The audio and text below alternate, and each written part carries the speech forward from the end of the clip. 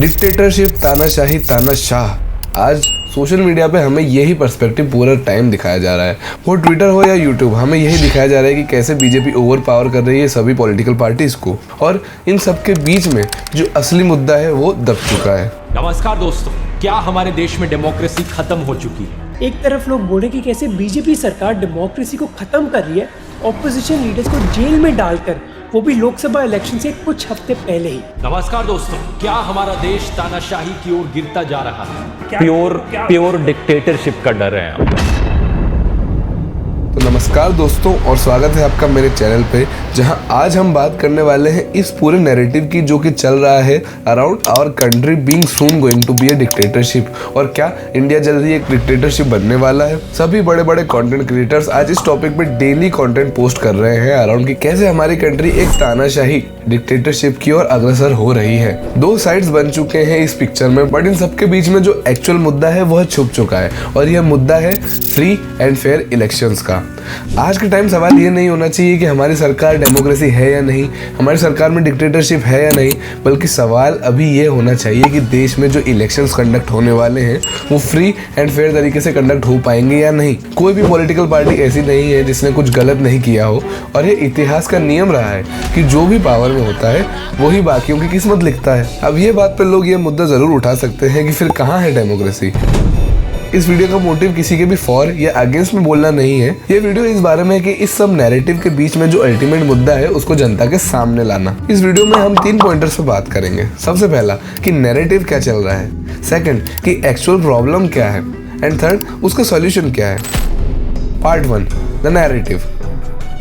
आज जैसे ही हम सोशल मीडिया खोलते हैं हमारे सामने पॉलिटिकल आइडियोलॉजीज का एक पुलिंदा रख दिया जाता है कि क्या इंडिया डिक्टेटरशिप की ओर जा रही है, सही कौन है, गलत कौन है, किसकी सरकार आनी चाहिए, कौन भ्रष्टाचारी है, कौन बीमारी है, और ऐसी कई बातें। और हमें उतना ही पता है जितना हमें दिखाया जाता है।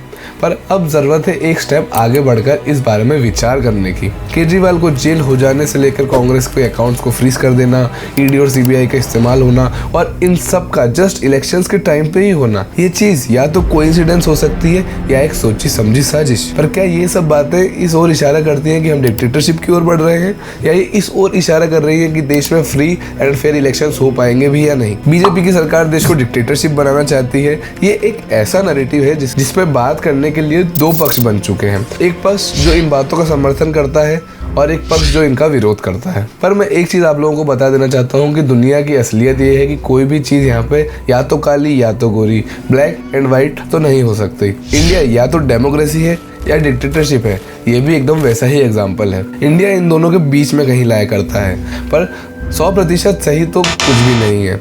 तो इस नैरेटिव से आगे बढ़कर हमें जो असली प्रॉब्लम है उसे एड्रेस करना चाहिए। पार्ट 2, असली प्रॉब्लम क्या है।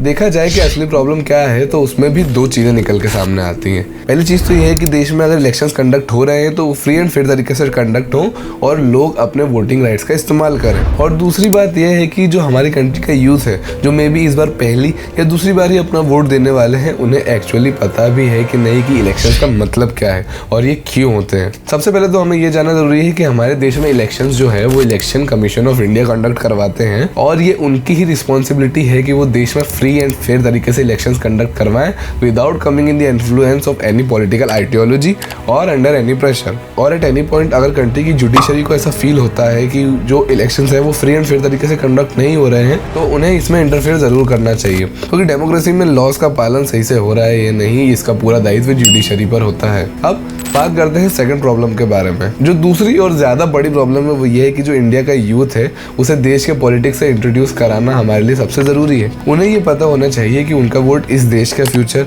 उनके फ्यूचर और उनके फैमिली के फ्यूचर के लिए कितना जरूरी है। आज का यूथ पॉलिटिक्स से दूर रहना चाहता है। वे ये मानते हैं कि यार ये गलत चीज है, ये गंदी चीज है, ये एक दलदल है। पर मैं आपको एक चीज जरूर कहना चाहता हूँ कि गलत को गलत रहने देना और गलत को नजरअंदाज कर देने से वह सही नहीं हो जाता।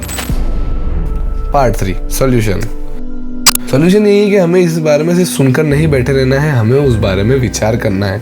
आज की डेट में हमारे सामने कुछ भी रख दिया जाता है और हम उसे एज इट इज मान लेते हैं, बट डिफरेंस हमें यही लाना है, हमें सिर्फ उसे एज इट इज इम्बाइब नहीं करना है, हमें उस बारे में विचार करना है, सोचना है और देखना है कि क्या सही है क्या गलत है और फिर हमारा डिसीजन लेना है। आपकी सोच में ये छोटा सा बदलाव आपके भविष्य को बहुत बेहतर बना सकता है। तो सोचिए और विचार करिए और जानिए क्या सही है क्या गलत है, और अपने विचार को मुझे कमेंट्स में जरूर शेयर करें। तो आई होप आपको ये वीडियो अच्छा लगा होगा। अगर आपको मेरे विचार अच्छे लगे हो तो इस वीडियो को लाइक करिए और आपके क्या विचार हैं मुझे कमेंट्स में जरूर बताएं। मिलते हैं अगले वीडियो में, तब तक के लिए धन्यवाद।